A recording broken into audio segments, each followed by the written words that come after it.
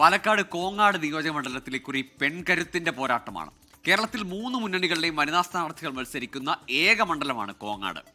വലിയ വിജയപ്രതീക്ഷയിലാണ് 3 വനിതാ സ്ഥാനാർത്ഥികളും. 2008 മണ്ഡല രൂപീകരണ ശേഷം എന്നും ഇടതുപക്ഷ സ്ഥാനാർത്ഥികളാണ് കോങ്ങാട് വിജയക്കൊടി പാറിച്ചിട്ടുള്ളത്.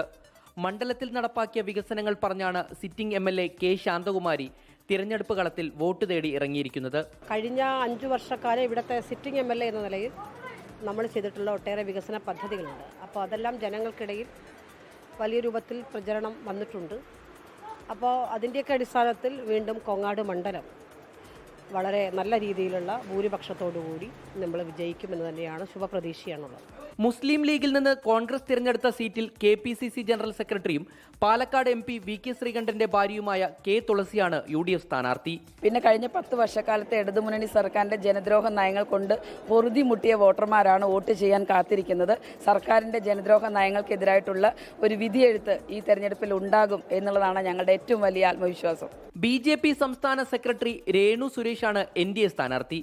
ഒട്ടുമിക്കവാറും പഞ്ചായത്തുകളിൽ നമ്മുടെ പര്യടനം പൂർത്തിയായി.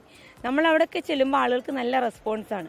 അതായത് കേന്ദ്ര സർക്കാരിൻ്റെ വികസനം നേരിട്ട് ആൾക്കാർ കണ്ടുകൊണ്ടിരിക്കുകയാണ്. അപ്പോൾ അതുകൊണ്ട് തന്നെ BJP അധികാരത്തിൽ വന്നാൽ തീർച്ചയായിട്ടും ഒരു മാറ്റമുണ്ടാവും, വികസനം വരുമെന്ന ആളുകൾക്ക് ഉറച്ച വിശ്വാസമുണ്ട്.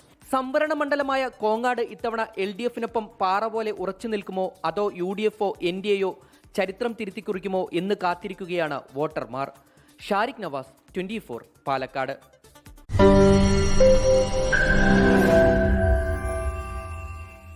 ലോകത്തെവിടെയായാലും ഏത് സമയത്തും 24 വാർത്തകളും ഓഗ്മെന്റഡ് റിയാലിറ്റി പാക്കേജുകളും എക്സ്പ്ലെയിനറുകളും വിശദമായി കാണാൻ ഞങ്ങളുടെ YouTube ചാനൽ നിങ്ങൾക്ക് സബ്സ്ക്രൈബ് ചെയ്യാം.